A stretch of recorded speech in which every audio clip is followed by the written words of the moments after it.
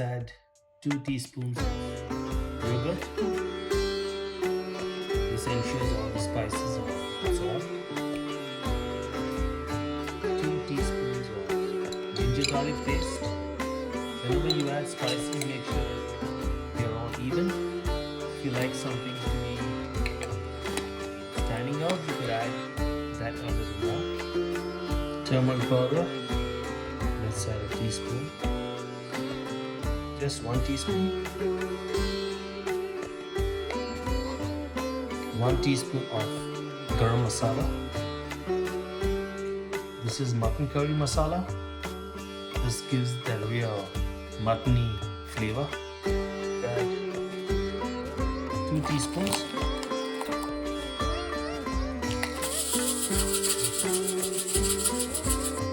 A little bit of oil. Here we have kasuri methi, fenugreek leaves.